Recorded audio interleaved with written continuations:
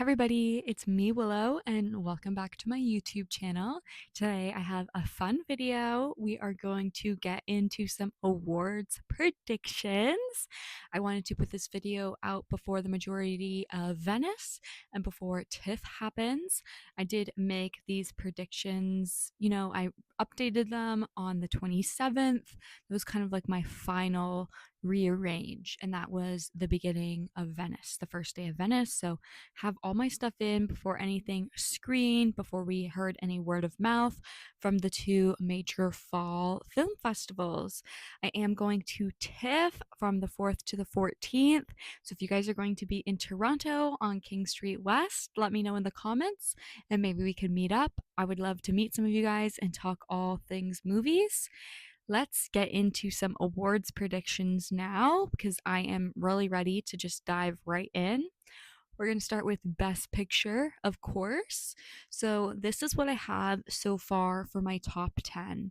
In first place, I have Sentimental Value, Joachim Tree, because I think it's one of the strongest films that came out of Cannes. It definitely had the strongest word of mouth. I think most people were hoping it would win the Palme d'Or, and that went to It Was Just an Accident. So this one got the Grand Prix instead, but it still had so much positive word of mouth out of the festival. It still has, and I'm really excited. I'm hoping to get to see it at TIFF. I think it has a really good chance of having Best Picture nomination, as Joachim has in the past with The Worst Person in the World gotten that nomination. I also think it has a strong possibility with lead actress, supporting actress, two double nominations possibly for that category. Supporting actor or leading actor, depending on where Stellan Skarsgård goes in. I think he would be in supporting actor, but they could put him in lead actor, but lead's pretty competitive, so I would think they'd keep him in supporting. I also think they could do well in casting, brand new category this year, so they could do well in that. I think also original screenplay could be a good shot too. So lots of good categories for sentimental value. So I currently have them as my number one pick for Best Picture. Number two, I have Sinners. I think these two are most people's top picks right now. Sinners is just doing so strong overall, one of the strongest films for the box office this year. Continual re screenings happening, more IMAX screens. So definitely think Sinners has a good chance of getting Best Picture. I think has a really good chance of getting DGA and WGA. So I think that will lend it to getting Best Picture at Golden Globes and Critics' Choice and also at Oscars. So I think it has a really good chance of possibly having Michael B. Jordan in leading actor in a lot of prerequisites before the Oscars. I think he's going to get nominated in quite a few places. Oscars, I do currently have him in there just because I feel like you can't not have him in there at this point, but there could be a possibility of him getting pushed out, but I feel like he's pretty strong right now. So another reason why is Best Picture. Again, I think original screenplay could be a good choice. I think we'll definitely be seeing Ryan Coogler in quite a few places leading up to the Oscars. I think production design, costume design, visual effects, all that stuff could be really good in the bag as well for nominations. Casting, really good, strong cast. We could have Haley Steinfeld as supporting actress. She has a history with the Academy, so who knows? They may want to nominate her again. We could have a couple supporting actor nominations too. So I'm feeling pretty good about Sinners. So I have Sinners in number two. For my number third spot, I have Marty Supreme, Benny Safdie's new film, Timothy Chalamet, Gwyneth Paltrow. This has some pretty good bones to it. Benny Safdie has and his brother have been recognized by the Academy, or at least critics and stuff. They're pretty, highly regarded writers and directors. Timothy Chalamet last year was definitely the runner up for Best Actor last year. In my opinion, I think between him and Adrian Brody were going to be the wins. I really did appreciate his SAG speech that he gave when he won Best Actor at the SAG Awards. And I think Marty Supreme really heavily leans into that SAG speech. So it could be a detriment because I know not everybody had the same reaction to his SAG speech as I did. I took it with full compassion and I really was fully appreciative of what he said. And I'm like, this is a movie star. This is our era of movie stars. And he's out there telling us that he wants to be it. He wants to put in the work and he has put in the work. So I definitely think Best Actor is a shoo-in for Timothy. I think Gwyneth, she hasn't been in big films in a really long time, but in was it 1999 or was 1998 she won for Best Actress for Shakespeare in Love.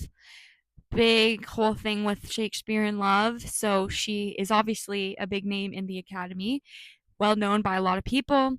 So I think she could have a good chance for supporting actress, depending on how big Odessa's role is. I think she's still pretty new to Hollywood, to the Academy, the people in there. But who knows? Maybe Odessa will shine and maybe she will have a good chance. I think production design, I think costumes, lots of good chances with Marty Supreme. Very similar with Wicked for Good, which is in my fourth place. I think very similar ideas. Production design, costume design. It was in costume design last year for Paul Taswell.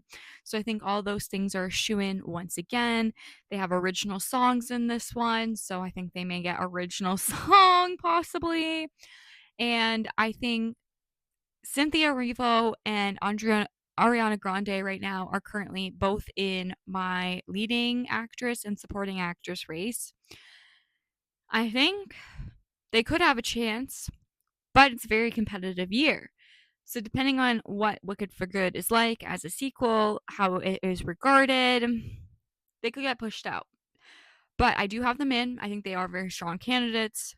They were really well received last year. They've continued with the press, specifically Ariana Grande. She's already working on Fokker in Law, which is the new Meet the Fokker film that she is starring in. So I think she's got lots of good press with the critics and stuff. So who knows? It's kind of wishy-washy. That's why I kind of have it as 4 right now because I think it just have a good possible nominations in quite a few places.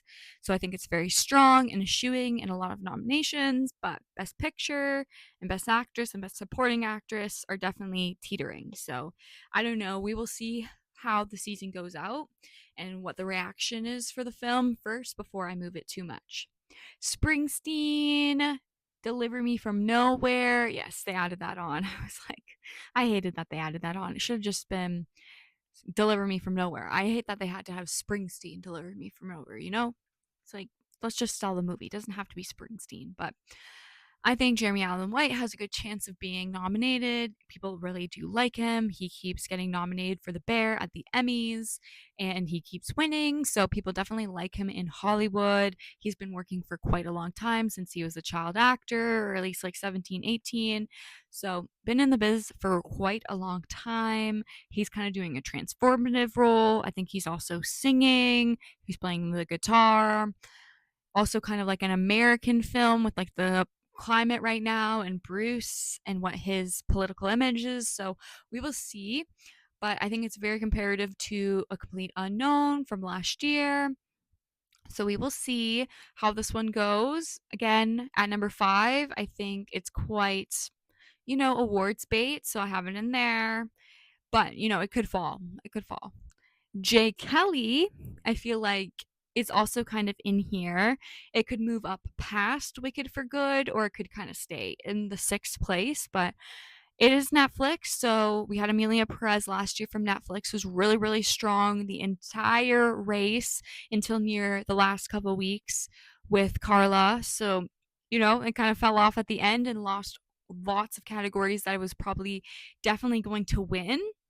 So Netflix, give and take. It can be a pretty strong distribution push, but sometimes they have other projects that they want to push too. So we will see. Jay Kelly just got an 8-minute standing ovation today at Venice for day 2 of Venice. So obviously it was, pretty well received. It got a longer standing ovation than Begonia. Begonia got only 6 minutes and Jay Kelly got 8. But 8 minutes for Venice isn't that long. Like you can have like a 20-minute standing ovation. So I don't know. I feel like it's kind of hit and miss. I think 6 is good. We have Noah Baumbach, so he has a good history with the Academy as well. He won with Marriage Story. We also have Laura Dern, who won Best Supporting Actress for Marriage Story as well. She's back in Jay Kelly. Seems like she has quite a good role, so I think she does have a good chance of getting nominated once again for Supporting Actress. I think Adam Sandler has a fantastic job of getting nominated for Best Supporting Actor. He's playing Jay Kelly's manager and best friend. So I'll be interested to see him in more of like a down to earth role, which is usually what I prefer seeing Adam Sandler in. Not a big fan of his comedy, much more of his fan when he tries to take a more serious and dramatic role. So I think this will be more up my zone. And then we have George Clooney returning to the world of cinema. He's been slowly coming back. He was on Broadway just this past year with Good Night and Good Luck, an adaptation of his directorial debut back from 2005. They were able to bring it to Broadway as a stage adaptation, and then they did a live like recording of it on CNN a couple months ago, and I was able to watch it. I thought it was fantastic. I was very moved by George's performance as Ed Murrow, and to see him come back, into cinema as Jay Kelly, an aging actor, kind of a Cary Grant figure. I'm really, really excited for Jay Kelly. I think I'm going to have a grand time with this film. I'm really upset that they are skipping TIFF. So I'm not going to be able to see it until it comes out in like November. But I definitely think it's going to be a great film. I think it's going to be up my alley. And I think George definitely has a strong shot at Best Supporting Actor. I think like original screenplay is also a shooing as well. So Jay Kelly, I feel like it's pretty strong. After that, I have The Testament of Anne Lee. I think this one is also going to be a very strong movie, but I know some people have their doubts because it does not have a distributor yet. But it's coming to TIFF, so hopefully they're going to get a distributor and it will come out this year and it won't be pushed to next year. I think this one could be great. I think Amanda Seyfried as lead actress in this musical Quaker story is going to be incredible. I think Amanda Seyfried is very strong. She's done musicals before that has been recognized by the Academy with Les Miserables. So I really think she has a good chance. She's been recognized by the Emmys with um, that show that she did about Elizabeth with Theranos. I can't remember what that show is called, but she was recognized by the Emmys.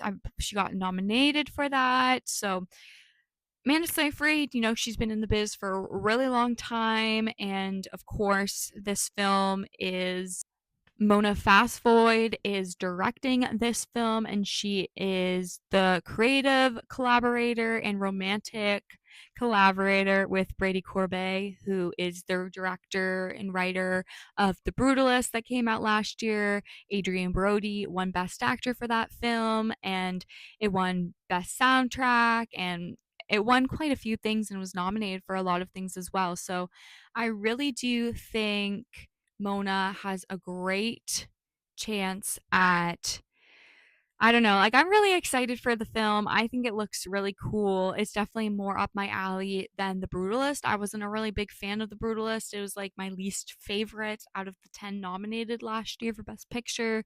I know I'm kind of in the minority for that, but I I liked parts of The Brutalist, but it just didn't work for me overall. And I'm really hoping The Testament Anne Lee is much more in my wheelhouse and something I take in and love much more. Avatar Fire and Ash. I don't know how I feel about this one, if I'm being honest. I just have it in there because the other two have been nominated. It's James Cameron. I feel like I shouldn't doubt him, but James Cameron hasn't been nominated in the director category last time for Way of Water. And, I don't know, he was really upset about that, didn't come to the Oscars. So we will see. A lot of people have been doubting it for the last couple months, thinking it's not going to make it in there. So now I'm feeling kind of iffy about it, but I'm going to keep it in there because so far everything's saying it should be a strong choice.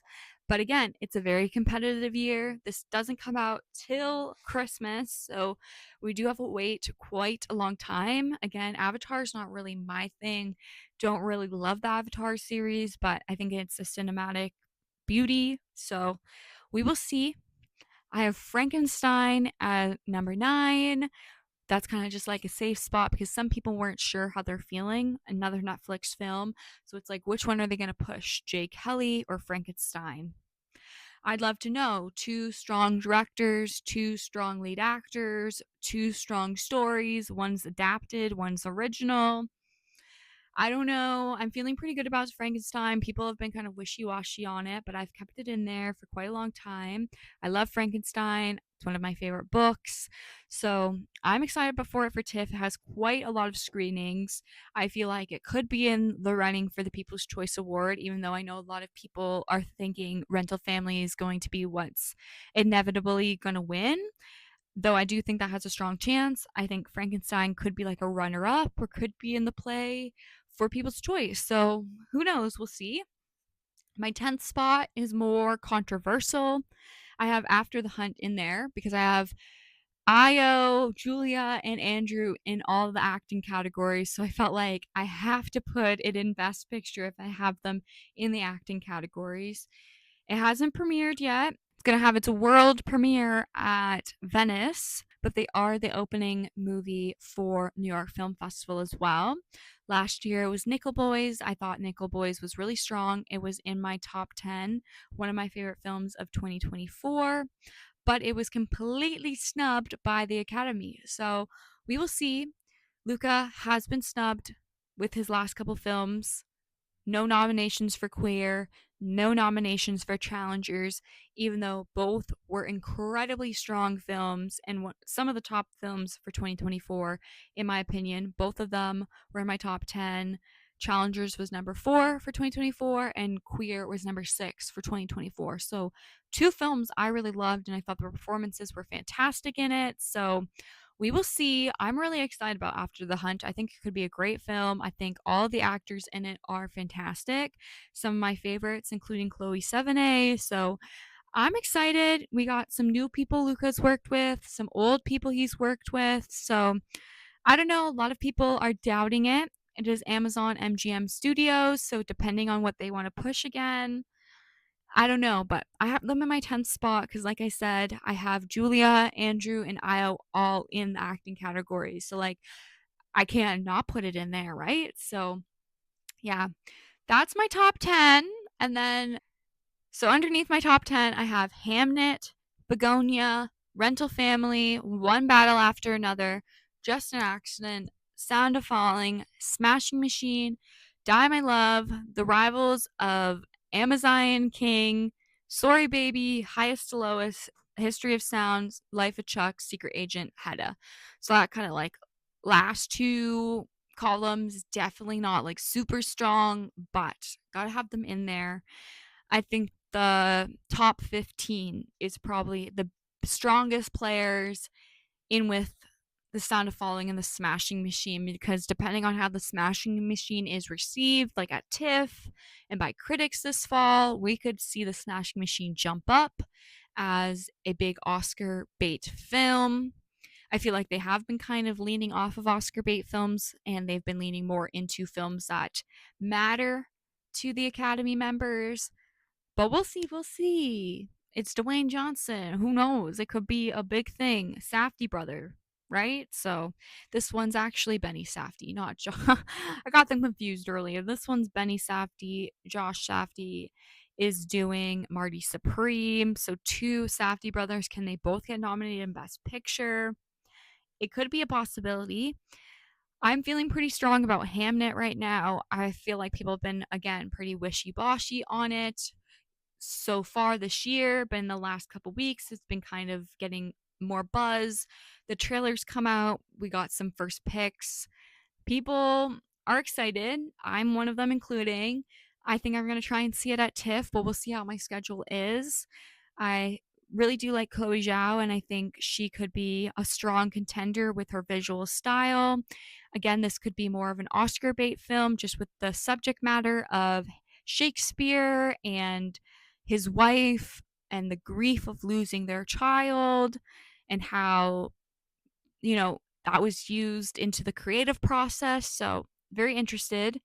Begonia, I feel like after the reaction today at Venice with only a 6-minute standing ovation, I don't know. Full trailer came out today too, so we got to see Emma fully bald as an alien, kind of. So I'm excited for this one. I'm not the biggest um Yorgos fan. I didn't really love Poor Things. I don't love Sacred Deer, but I haven't seen some of his other ones, so I definitely need to watch um The Favorite because I haven't seen that one, and that's was his one of his big winners besides Poor Things. So we will see. I think this one may be a little bit more like Sacred Deer, kind of with like the tone. I also wasn't the biggest fan of Kinds of Kindness. I thought it was a bit too much with all the different anthology stories going on at once. So we'll see. We will see. I feel like a lot of these are kind of like we just have to wait and see how they do. But Begonia could be a strong one, or it could fall down the list. Rental Family, similar. I feel like any other year, I just don't really see it doing too hot, but because it has Brendan Fraser in it and the director, she worked on Beef, which was highly regarded amongst critics and won a lot of awards during its TV awards season. So we'll see. Lots of people think it's going to be the People's Choice Award at TIFF. I think it does have a strong chance of doing that, just with the narrative with Brendan Fraser and the more homey and down to earth feel of the film. But again, we will see. I don't know. I don't think it's super strong, but I have to put it in here because a lot of people are talking about it, and Brendan Fraser I think is going to push it up there. One battle after another. Paul Thomas Anderson coming back after Phantom Thread, his winning. So I don't know, guys. I'm not sure. We will have to see. I think a lot of people are doubting this one. I think it looks fun. I think the trailer looks really cool. I'm definitely going to go see it. I love Leo, but I know he's kind of weird, in Hollywood. He's kind of has like 1 foot in, 1 foot out. I feel like he doesn't really care as much anymore about the awards, doesn't care as much about acting anymore. So we will see. I feel like this one could also move down possibly in the next couple weeks, but it's still teetering. And same with It's Just an Accent. I used to have it in my top 10, but I feel like it's not been getting a lot of momentum since Cannes, though it's coming to TIFF. I'm not sure if it's at Venice, but it could get some good buzz during Toronto International Film Festival. At this point, I think it's leaning more towards international feature than best picture at this point. But again, I think it's a little bit too early to tell. Similar to Seed of the Sacred Fig last year, another international film from Iran had really strong narrative coming out of Cannes, even though it only got an honorary win. But after that, it just kind of like fell off, didn't even get nominated for international film. So, yeah, we will see what happens with It's Just an Accident. And that is my top 15 for Best Picture. Definitely feeling pretty strong about Sentimental Values and Sinners and Marty Supreme and Jay Kelly and Frankenstein. I think those are probably the ones that I'm feeling the most strong about, but I have to have those other ones in there too for some safe bets. So, yeah, That's what I'm thinking so far. For the acting nominations, we're going to speed run through them because I don't want this video to be too long and it's already getting pretty long. For Best Actress, right now in first place, I have Julia Roberts for After the Hunt. This could be a really bad choice or it could be a really good one. We will see. We have to see how the reception is for the film, but I just feel like Julia has been so big in the Academy, and this could be like, her comeback that similar to Brendan Fraser a couple years ago, she could just like shoot up there. So I have her in there right now, but I feel like she could move down. I have Renata Reinsve in second place for Sentimental Value. Once again, I kind of talked about that in Best Picture, but I think she's really strong from The Worst Person in the World to this one, kind of a better narrative with Hollywood, family, sisters. I'm really interested to see what she does. I really enjoyed her in The Worst Person in the World, so I'm always earning for more with these actors. So definitely think she is a strong contender for a nomination and a possible win. Amanda Seyfried, I have her in there. I think she's a really strong nomination. We'll have to see if The Testament of Anne Lee gets picked up by a distributor after the film festival season. I have Jessie Buckley in here for Hamnet. I think she's also a really strong contender. I think her over Paul Mescal is going to be the shining force out of the film, so I have to put her in there. Cynthia Erivo is just on the cusp with number 5 because I'm not sure where to put her. I thought she was fantastic in Wicked. I really liked her over Ariana, in my opinion, but I feel like people hold Ariana a little bit higher. But we do have some original songs in Wicked for Good, so we will see what we do with her. Here I have Emma Stone in leading actress for Begonia. I think I'm probably going to take her out of that place, but I had her in there because I wasn't sure about Begonia. Then I have Rose Byrne. I really do think Rose Byrne could have a good possibility of shooting up into the top 5 after TIFF. We got a little bit more reaction from If I Had Legs, I'd Kick You. Got really great reviews out of, I believe it was Sundance that came out earlier this year. Really good reactions, and I'm really excited about seeing it. I'm definitely going to go rush it. I think at some smaller award ceremonies, she's going to get some precursors with leading actress, so have to have her in there. Die My Love, I don't really know what's going on with that film right now. I think it's getting recut and then coming out this fall, but it's not going to any other film festivals. I don't think it's not at TIFF from what I'm aware of. So I don't know what's happening with it. The critics had a lot of good things to say about Jennifer after seeing Die My Love. So we'll see. Longest Day, during and tonight. I don't know if this movie is ever going to flip and come out. I have been waiting like 3 years to see this movie because I love me some Jessica Lange and some Ed Harris. Jessica Lange and Ed Harris in a movie together. Like, I just want to see this movie so bad, and it's taking forever to come out.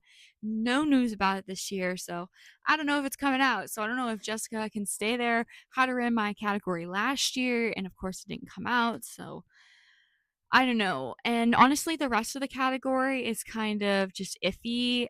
I don't know if Hedda's going to be anything, but I have Tessa Thompson in there, and the rest of the actresses, like, I don't know. I'm feeling pretty good with my top 8. I feel like we could interchange with a couple of them, but so far the top 5, I'm pretty good. Maybe 1 or 2 people will be interchanged. Lead actor. Okay, I have George Clooney for Jay Kelly in number 1, despite I have it so low. Again, kind of a comeback role. I think people are going to really respect him. I think he's just a really big name. People really respect him, so put him in there. Timothy Chalamet, similar for what I said earlier. We will see what happens with him, but I definitely think he's shooing for a nomination. Michael B. Jordan, I talked about him a little bit. We will see what happens, but I think he could be in there, but we could get him kicked out as well. Just because he's playing 2 roles, maybe people won't like that as much compared to just being focused on one character. So we will see. Jeremy Allen White in there for Bruce Springsteen. So we will see kind of just a, you know, musical biopic. They're always nominated. We had Timothy nominated last year. We had Rami Malek for Freddie Mercury. It always happens. So putting Jeremy in there. I had Jesse Plemons in here for Begonia, but I feel like I'm going to move him out after this video. Maybe I'll wait a day or so after Venice, but I think I'm going to move him out if I'm being all honest, because after just a 6 minute standing ovation, I don't know. I feel like we could probably move in Brendan Fraser or Daniel Day Lewis or even Oscar Isaac.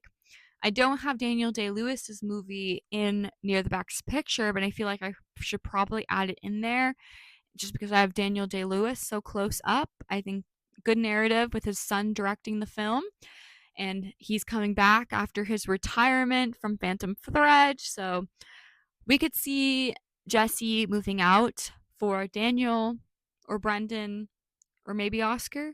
So we'll see. Supporting actress, I have Ariana Grande in first place. We will see what happens with her. I think depending on the reaction for part two, we're really just gonna have to wait and see, because I think she could be a really strong candidate, but there's also a possibility that, it just doesn't have the same reaction that it did to the first film. So kind of iffy. I then have Elle Fanning, and I also have Inga Il- Ilsbadolter Liza. Totally butchered her name. I'm so, so sorry. They are both in Sentimental Value, and I have them double nominated. I think both of them could be really strong because Elle Fanning is very well known in Hollywood, but Angus, the character Angus, is such a big character in the film, and she has a really big, like, poignant part to play with Nora, the character Nora, played by Renata. So I'm really intrigued. I feel like she could possibly get in, but we're waiting and seeing. Laura Dern, I have her in there for Jake Kelly for the reasons I said before. She's won Best Supporting Actress just a few years ago for a Noah Baumbach film. So I think it's pretty inevitable that she could possibly get in there for Best Supporting Actress once again. She's a winner. Let's get her in for another nomination. I have Io in here as well. I think she could be a big standout in After the Hunt. I wasn't a big fan of her in Opus earlier this year, but I think After the Hunt is really going to be able to show her craft and what she's willing to like push and put out there as an actress. So I'm excited. I think she could be interchangeable depending on how After the Hunt is received. I think it's very possible that Gwyneth Paltrow could get in there. And then I'm looking at the other supporting actresses. If I'm being honest, like none of them really stand out to me either. I know people say Glenn Close maybe for Glass Onion, but I don't know. Maybe Emily Blunt for The Smashing Machine, depending on what her role is like. But we could have maybe Jennifer Lopez for The Kiss of the Spider Woman again, depending on how it's received. But yeah, I feel pretty good about my top six. I think we could maybe interchange one or two, but I think I'm pretty solid with what I have right now. For Best Supporting Actor, again, I think this category is pretty on lock. Maybe one or two changes, but I feel pretty good about Stellan Skarsgård in Supporting Actor, unless they put him in lead, but I feel like it's more of a supporting role, so I think he could definitely be in a shooing for winning. I don't think he's ever been nominated for an Oscar, and he has been in the business for such a long time. He has his whole family in the business now. He's been able to interchange with um, Swedish film and then also with American film in the West. So he is a very talented actor. He's been in so many things, like so many things. So I definitely think he deserves to be honored. If I'm being honest, I feel like I will probably move Sean Penn out. I think I kind of forgot to get rid of him. I don't know. He's very well with the Academy again. I think I'm probably going to move him out. I don't know why he's number two, if I'm being honest, for one battle after another. I'm going to shoot Adam Sandler up there. And I also think um, Jacob Elordi could be in there too. I don't know what I was thinking last night when I was making my final choices, but I really don't think Sean Penn is number two. I think Adam Sandler could be in there for Jake Kelly.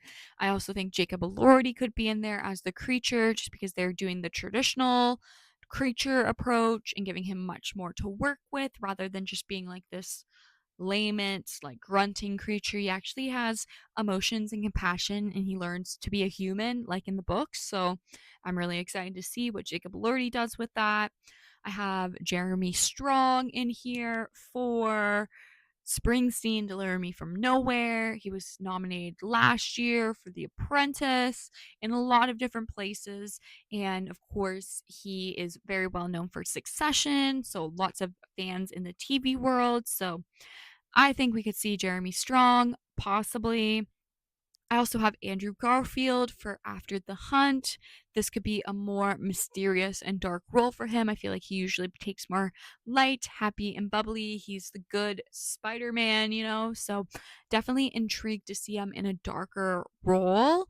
And I think he could be recognized by the Academy for it. Tick Tick Boom was. So I'm really excited. I feel like besides Sean Penn, which I forgot to take out, I think it's a pretty strong category. I do feel a little bit unsure about Jeremy Strong and Andrew Garfield, but because I've everybody else in for After the Hunt, I'm going to put Andrew Garfield in there too.